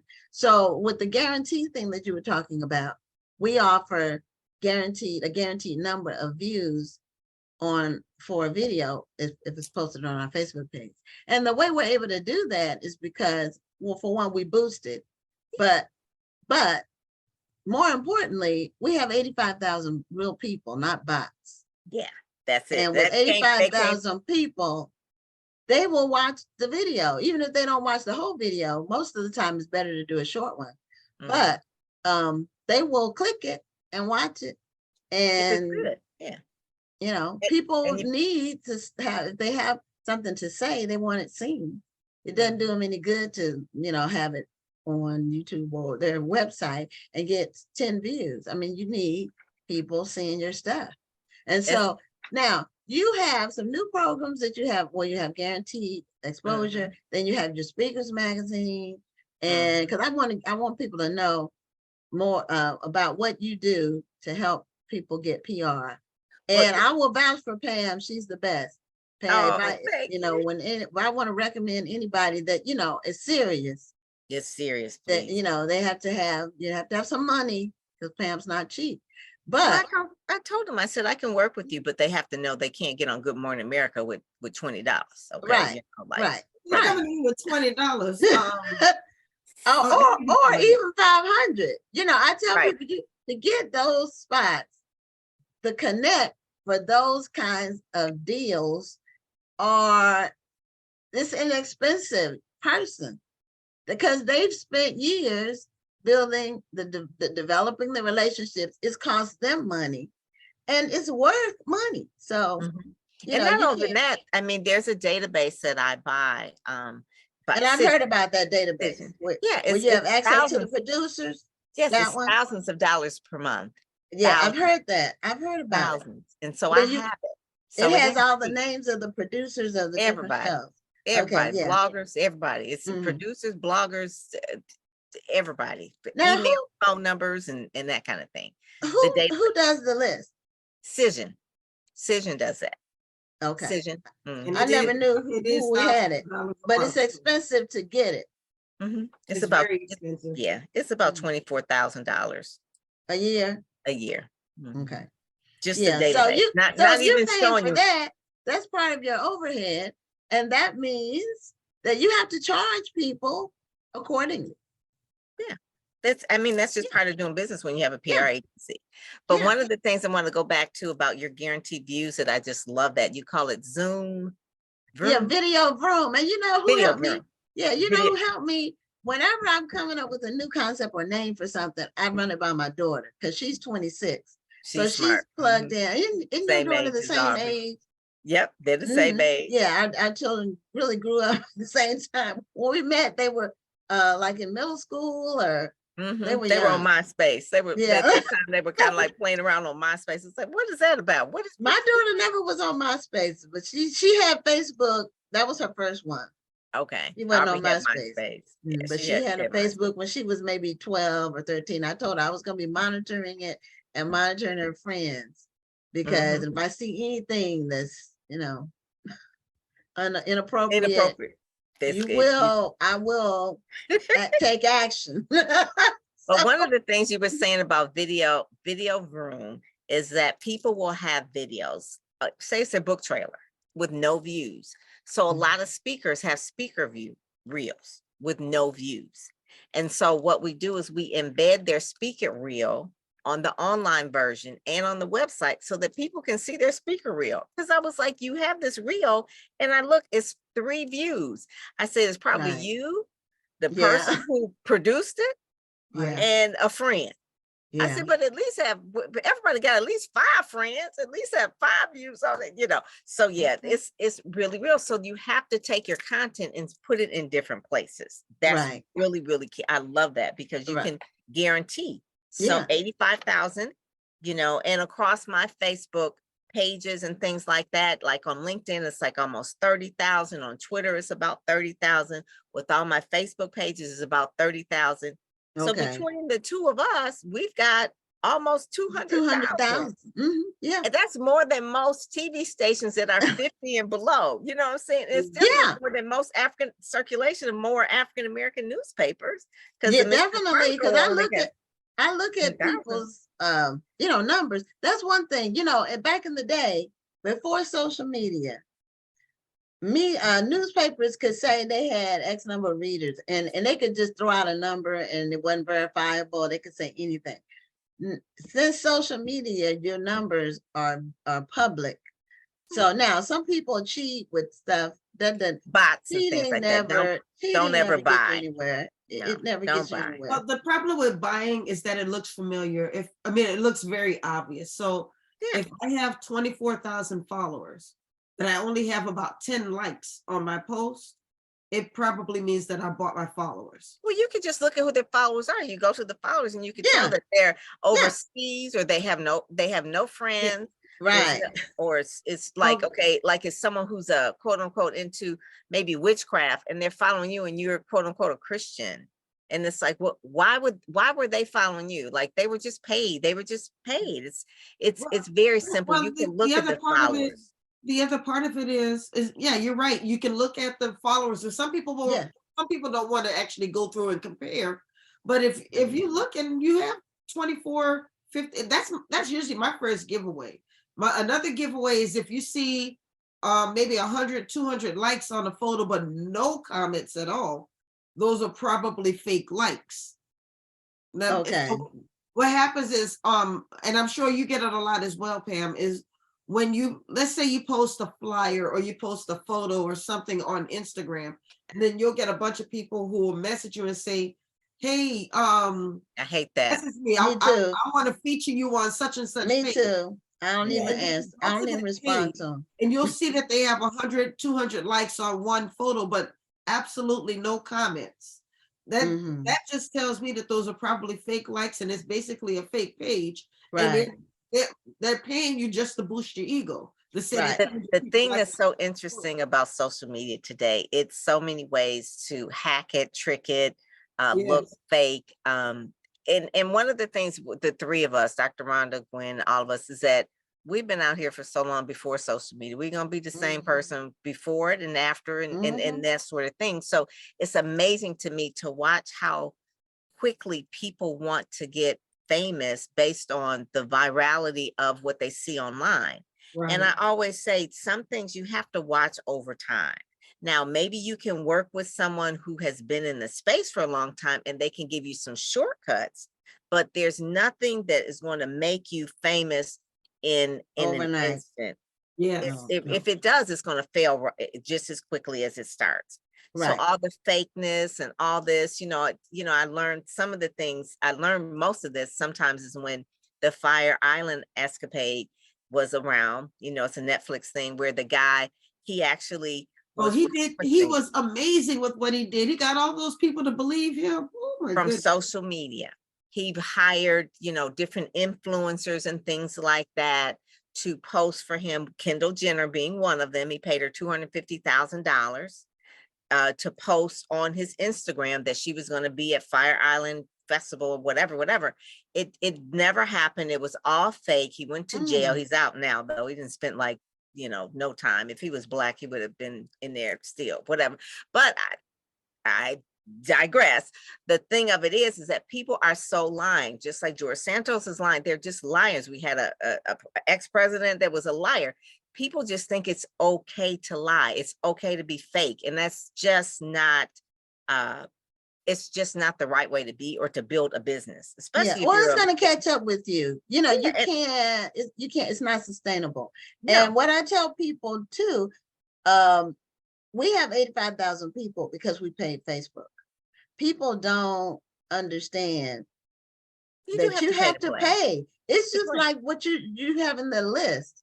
Yeah. Over 10 Yeah. years, we've paid Facebook tens of thousands of dollars.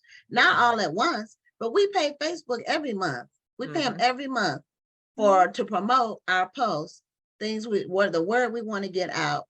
We pay Facebook. Now, fortunately, because we have numbers, we don't have to pay them that much per day for each Right. one.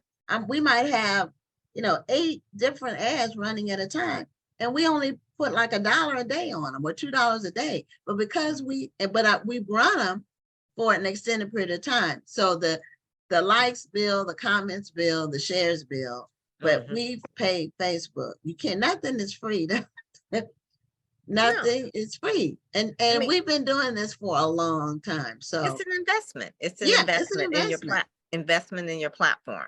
And that Right. is really, really key. So quick media coverage that I have right now, it's a combination of a lot of different media that I have relationships over the years and I can guarantee. And Okay. it's not going to be Good Morning America. So I'm putting that out there. It's not going to be Mhm. like the top tier and Oprah and all that kind of stuff, but it will give you actual media coverage to tell your story, to be in what they call domain authority, or it's like a domain, anything over 50, meaning that it can be found in Google. So like if it's 75, 80, so it has a high domain authority. So that's Okay. like, those are the higher ones where you're on those particular sites. So it's like, it's SEO, but it's PR. But when people Google you, what will they find? Will they find the story? The story is orchestrated through me and the writers, but it's more than a press release, it's actual a story. And it's in some podcasts. And then also too, it's on other sites like Newsbreak and things like that, that have high domain authority so that people can find you and search for you and say, oh, okay. Egypt Sherrod is one of my clients, and she was on one of the things. She was on the New York Weekly. So she was on New York Weekly. She's there. You can Google it. You can find it. She was on Digital Journal. You can find it. It's Google. It's the same story, but it's on different domains. So when Platforms, people right. Google her, they can find her. And that's how the PR game has really changed a lot, because people are looking for that Googleability. Well, and also, you know, when online search first started, you might go past, you know, the first page, you know, but now basically, if you're not on that first page, people might click over to page 2, but you need to be on come page up 1. high. Yeah. You got to be on that first 10 listings. Yeah. Or right. pay to be at the top. You know, those Right. are Right. sponsored You ads can and do that that. kind of thing. And that's But paying you're paying a Google. lot But of money. again, nothing is free. You have to pay. Mhm. So Pam, tell people, because we're at the end of our time.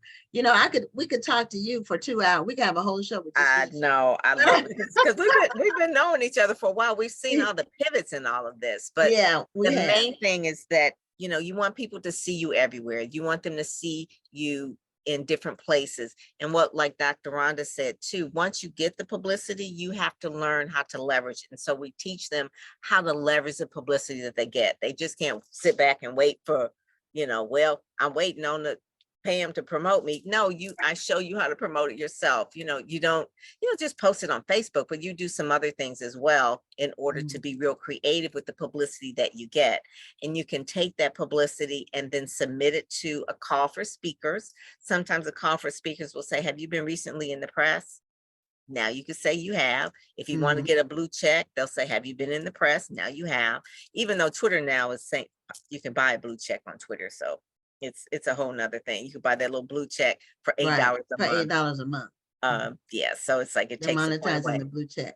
But people are still on Twitter, so you know, it still has a very, you know, large base. So it does. So tell people how. Well, I see your name there, Pam Perry PR, and tell them if they want to get one of your PR packages.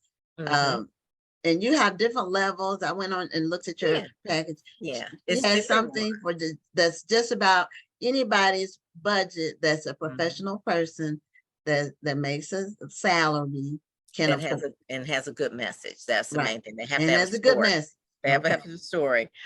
So that's the main thing. We can't make up a story. You got to have a story. So they can go to quickmediacoverage.com and they'll see all the different packages and things like that, quickmediacoverage.com, and they can see, you know, the starter package, the bronze, the gold, the silver, the platinum, and that sort of thing. And it just, you know, obviously the more you spend, the more you get. And so you could be on like maybe 400 or 500 different websites and that sort of thing. So we put it together. And then what's different about me is I push you out once you actually get the publicity. So you're in my newsletter, we put you on in the speakers magazine, you know, so you have other options as well, not just like, oh, I'm just on that site, but you're actually now in the PR ecosystem with me, you know, and I'm pushing you out there. So yeah, that's why I'm real picky about the people who you take on as clients. Yeah, because it's like I ain't gonna be pushing just anybody out there. You gotta have some story. You're right. Well, Pam, Happy New Year, and we'll be talking soon. And maybe I'll see you this year. I haven't seen you in a while face to face, but maybe I'll see you this year. I've been pushing this year, so if you don't see me, you're gonna see a lot of clients there for sure. But I definitely would love to see you in Houston this year. So thank you so much for having me. Thank you, Dr. Rhonda. Thank you. It was great seeing you. All right, take care. Bye-bye. You too. Okay, it's always an education to talk to Pam. So, so we're going to bring on our final guest, and we found out who won the books. So I'm working on my green screen keeps doing that little thing. I gotta fix that. So our final guest is a religious faith author, and he's also a doctor. I think he's a PhD doctor. His name is Dr. George Walters-Sleyon, and he has 4 books. And the most recent book that he has is titled God in the Name of Jesus Christ. But he also has other books, and I think you teach you're a professor too, but you can correct me if I'm wrong. So welcome to Black Authors Matter TV, Dr. George. Thank you very much. Thank you very much. It's a pleasure to be here. Now, are you, Rhonda, did you say something? I said it was a pleasure having you. Oh, okay, because I couldn't hear you and you weren't muted, so I said, I hope her mic is working. Okay, so Dr. George, are you a teacher as well? You're a professor, or you're a doctor of, what is your doctorate in? Maybe I should ask that. Okay, so I have 2 masters from Boston University, a Master of Divinity and Okay. a postgraduate master, STM, in philosophy, theology, and social ethics. And I have a PhD from the University of Edinburgh in Scotland. Okay. And at the moment, I am a professor at Bunker Hill Community College and an adjunct at other universities as well. And I also serve as a fellow, a distinguished McDonough Fellow at the Center for the Study of Law and Religion at Emory University. Oh, okay. So you're doing a lot of stuff Yes. with your degrees. Very accomplished and very busy, it sounds. Mhm. Thank you. Now, what led you to Edinburgh, Scotland? Well, it's the uniqueness of my research. My research is an intersection between the penal system, criminology, criminal justice, comparative criminal justice, race, and theology, practical theology. And I needed to study with someone who had that kind of background, but also in a setting where I could explore both areas. So fortunately, at the University of Edinburgh, during my PhD, I was also teaching at the law school as a tutor and at the School of Divinity whilst I was completing my PhD work. Okay, now where are you from originally? Originally, I'm from Liberia, was born in Liberia, have been in the States for quite a while since a kid. My Okay. parents, I have a lot of my relatives here as well. Okay, all right. I could hear a little accent, so. I'm also a minister in the AME church. Oh, you're ministering in the AME church. Okay, in what state and city? In Boston, I am the pastor of People's AME Church in Chelsea, in Massachusetts, and I'm Okay. part of the African Methodist Episcopal Church, the AME, and New England Annual Conference of the AME Church. That's the first district. Oh, wonderful. Okay. So your book, God in the Name of Jesus Christ, is that based on a lot of the research that you've been studying over the past few years, or is this something totally different? Yeah, over the years, and the book is a culmination of several years of developing insights. At the moment, I teach world religions, and philosophy, introduction to philosophy and applied ethics. So if you read the book, all of that comes together. But fundamentally, what I've been trying to do is to explore this question of God in the name of Jesus. And when Jesus said, I and the Father are one, before Abraham was, I am, what is he talking about? Okay. And with Christianity, a certain Jesus Christ as the Son of God, because in world religions, Christianity is the only religion that claims that its founder is God. Furthermore, Christianity is the only religion that puts an emphasis on referring to God as a father, you see. So that, in fact, interests me a lot, okay? And I wanted to see how God dealt with or demonstrated his fatherhood from the Old Testament to the New Testament. Okay. I never really thought about it that way. Me either. So the other the other major religions, who do they say is the author of their religion? Like Well, for the Muslims, for example, it would be Muhammad. yes. So in comparative religion or world's religions, the book compares Christianity to one Hinduism, because Okay. Hinduism is very old, and out of Hinduism or in relation to it, you have the emergence. Hinduism does not have a specific founder. Okay, Okay. it doesn't have. It's historically a combination of different religious practices and groups. Okay. But then you have Buddhism that began with Buddha, okay, who is referred to Buddha. He fundamentally does not refer to himself as God, okay? As a matter of fact, the concept of God in Buddhism is amorphic. It's not direct. And some people will say Buddhism does not believe in quote unquote God. Yeah. Okay, because they don't believe in the concept of the soul or even the immortality of the soul. Confucianism began as a social reform movement before it became a religious movement. And Confucius does not refer to himself as God or a God. It is a later development or latter development on the side of those who who came to add a devotional and religious association with Confucius and Confucianism. When you look then at the monotheistic religions, that's different.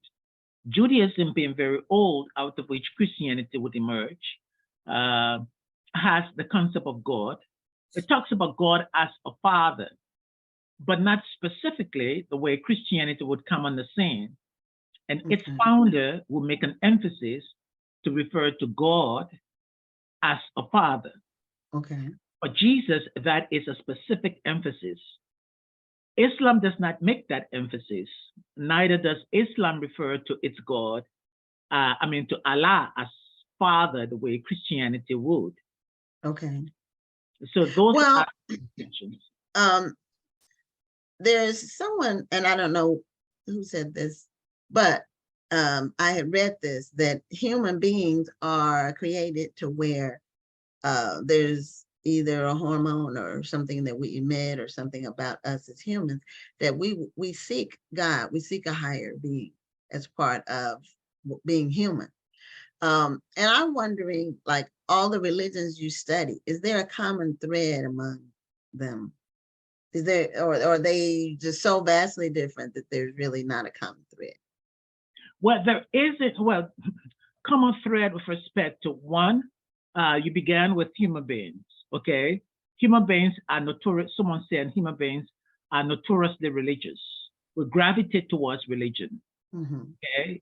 And in spite of the fact that we may claim to be very intellectual and to dismiss the existence of God, when we find ourselves in the foxhole, when we find ourselves into a tragedy, we always God becomes really real.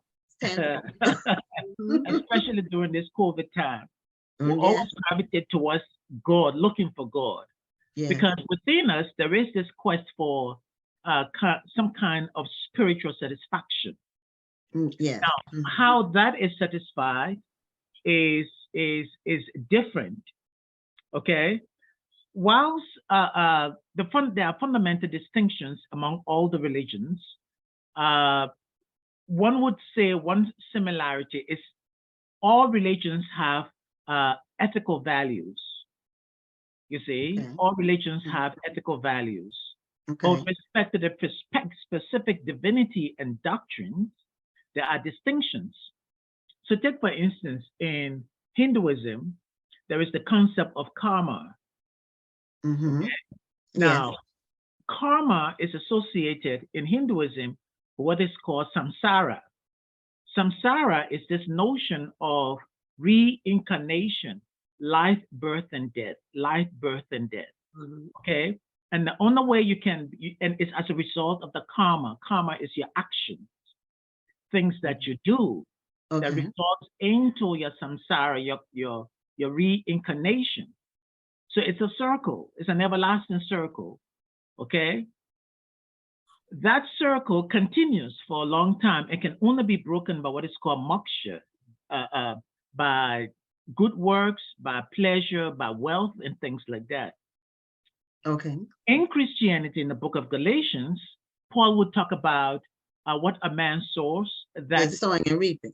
Mhm. now, so in Christianity, people make the claim that that particular passage is karma. Unfortunately, Christianity does not believe in karma. Why? Because in Christianity, there is the concept of mercy and forgiveness.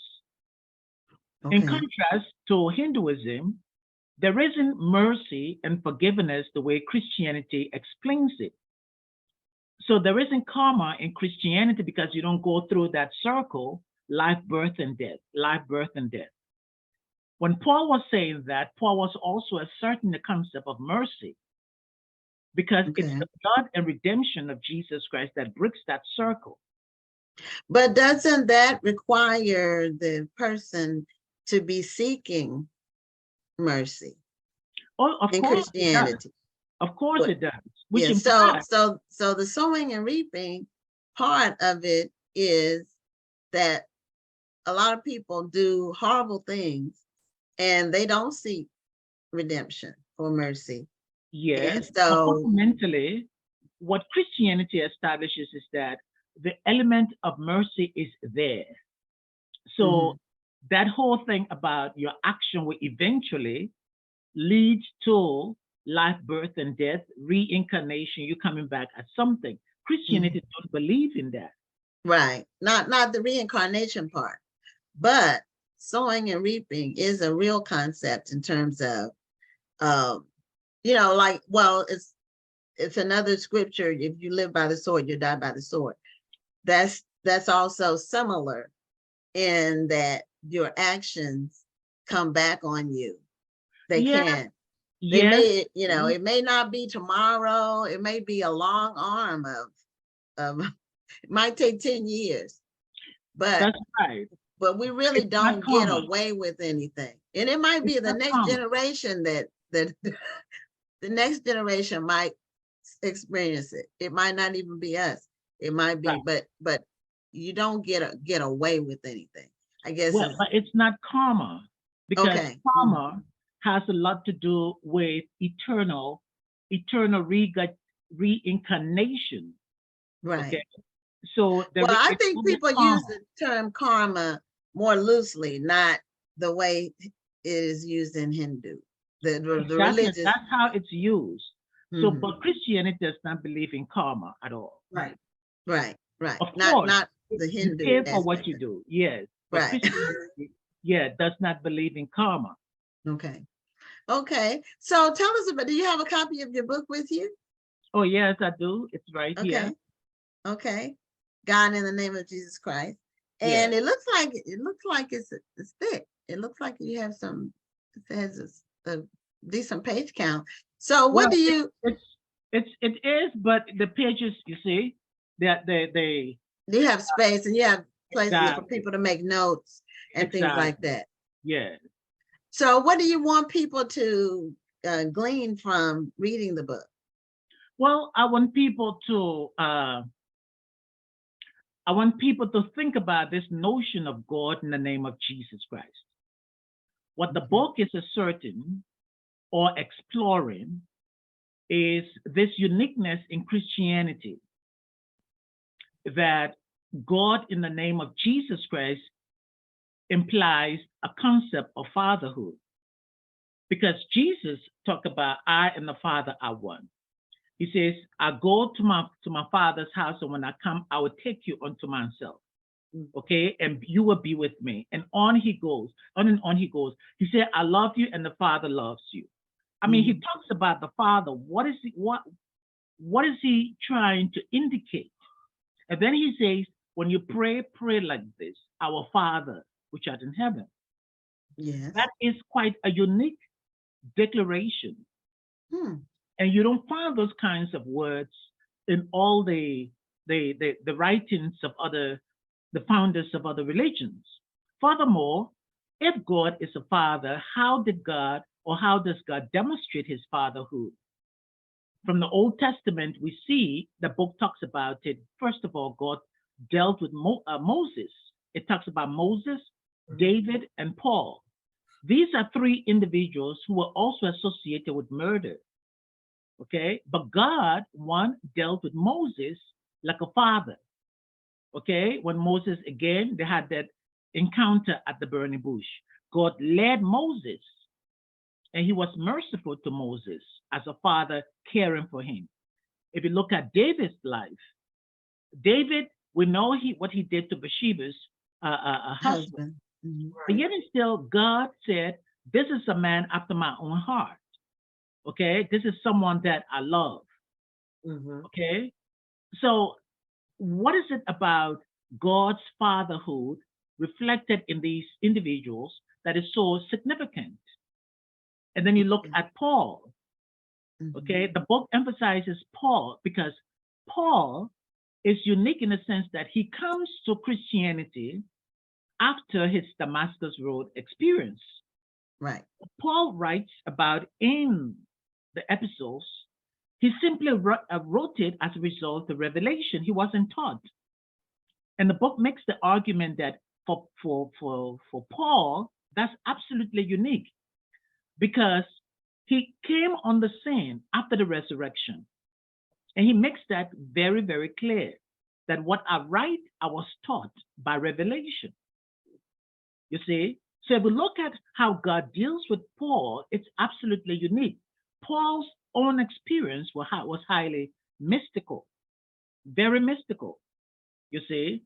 So it makes this argument, if Christ Jesus is the Son of God, okay, and then Jesus Christ talks about God the Father, then that means then Jesus Christ is a very, very important religious phenomenon. And then Christianity is a very religious, it's profoundly mystical.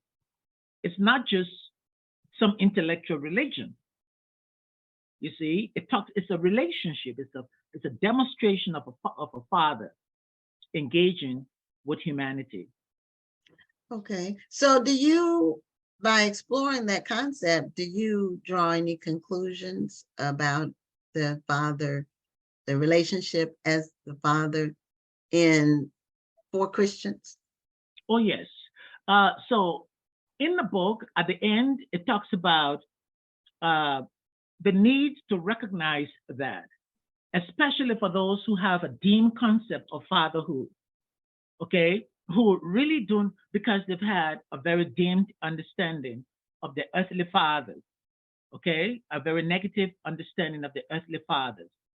Okay. For those people to come to see God as a father, sometimes it's a bit difficult, you see, because they can relate to someone they cannot see, you see, and hold on to that person's love when, of course, the earthly fathers have not treated them well. They haven't had that kind of. So the book makes it explicit that this is an attempt to help even believers and non-believers understand this dynamic about God that Christianity asserts. God as a father is real, you see, and the book ends with the Lord's Prayer. I think this, just listening to it, it's actually very fascinating because because we look at God as our father, and you're able to break that down to, and I like that you pointed out that there's some people who may not have a earthly relationship with their father, but they can still see God as their father. Right. It makes everything else make sense. Asking for forgiveness. We're asking our Father for forgiveness. We're asking our Father for mercy, and it just makes everything else make sense. And it makes God not to be this scary entity, because we Right. always hear, you need to fear God, but that's a totally different concept than being afraid of him, as in like being afraid of a monster or something like that. Right. Right. I It's a feel respectful fear. Exactly. So I Mhm. feel like your book helps to break down that relationship. Right. And in contrast to other religions, Christianity's concept of God as a father does not assert a very vindictive, mechanistic, legalistic kind of God, you know, who lacks eternal compassion, who when you err, when you make a mistake, or when you disobey, will take a sword or a stick and knock you on the head, you know, and beat you so bad, you know, that you can't wake up. No, that's not the kind of God, you see. And that's the struggle that Israel had with God. And God continues to show to Israel that, look, I am a father. Understand me as a father. You see, and I think it's the same message for us today. Okay. Now, do you teach this at the church that you're assistant A pastor? pastor, yeah, no, Yeah. a pastor. The church. You're actually the senior, like the senior pastor? Yes, I am the pastor of People's AME Church, and you can Okay. go online. It's peoplesamechelsea.org, and my personal website is georgewaltersleyon.org. But I'm the pastor, and certainly I talk about it. And when I teach world religions, I become very objective because You teaching have world to. religions, yeah, it's a rational, objective exercise. You Right. see, You have but to take a step back yeah, from your faith and look at it as a intellectual yeah, research project, so to right. speak. Yeah, my dad had a PhD in ministries, and my brother as well. Okay. They're both deceased, but they spent a lot of time studying. They were very judicious in terms of being presenting the word, not just emotionally, but Right. they taught a lot of workshops. My dad, he believed in knowing what you believe, like being informed about what you believe, because if you don't know what you believe, then somebody else can persuade you otherwise if you don't have a foundation, or they can just tell you something that's not even true. You know, if you which a lot of people they'll quote scriptures, or they'll say they're quoting scriptures, and here's one that's not in the Bible. The family that prays together stays together. That's not in the Bible. That's not in But the a lot Bible. of people, no, a lot of Cleanliness people is next to godliness. That's not in the Bible either. no, a lot of people repeat it Yeah. as a scripture, but it's not. Well, it's implied. It is implied. It is implied, but it's not a It's quote. implied. People say it as if it's a quote. Right, right, It's not in the King James or the NIV or any of those. right, right. The New right. Living Translation is not in. Well, we're running out of time. We are. We're at the end of our time. But where can we find your book? Can you remind us, and can you show us the cover one more time? So this is the cover of the book. It's on Amazon, and you can go to my website, which is georgewaltersleyon.com, and go on Amazon. Just put in God in the Name of Jesus Christ, or you just put in georgewaltersleyon.com. All my other books will appear. I have 4 books. This is the most recent one. The first one is called Locked Up and Locked Down, Multitude Lingers in Limbo. It's about the high rate of incarceration of Black men and women in the U.S. penal system. The second one, it's called Nuggets from the Night. It's a book of poetry, about 250 poems, an anthology, but it's also meditative. So you're looking for something to console your heart during this pandemic. That will be very important. The third book is called Prison Chaplains on the Beat, and it's caring for aged and dying and dead prisoners. But it's very good for those who are in prison ministry, prison chaplains, and those who are in chaplaincy ministry, okay? Whether it's hospital chaplaincy, army chaplaincy, that book will give you enough practical tips from the US and the UK. And so then you would come to this book, God in the Name of Jesus Christ. That is a good ministerial tool. I want to encourage most pastors to get a copy of it, but it's a good gift for pastors and religious leaders as well. Awesome. Okay. Well, thank you so much, Dr. George, for being a guest on Black Authors Matter TV, and continued success with your research and your writing and your pastoring. and all the work you're doing. Thank you very much. I really appreciate it. All right. You have Okay. a great night. Thank you. Thank you. So that was our last interview for tonight. I'd like you all to join me in wishing Rhonda a speedy recovery from her cold. I know that she wants to feel better because she stays real busy. And when you're a busy person and you're not 100%, it's not fun. Not at all. So, so take care of yourself, get some rest, do what I told you on that work. I'm gonna take my vitamin C shot and take a hot toddy and go to bed. And go to bed. All right. Well, we have another amazing show that we have planned for you next week. We already have the guest book for then and the week after that. So we are excited about what's coming in the future, and we appreciate you all being dedicated watchers. Or if you're new, we appreciate you too. So we'll see you next Tuesday on Black Authors Matter TV. I'm Gwen Richardson signing off. And I'm Dr. Rhonda Lawson. Have a wonderful evening and a great week.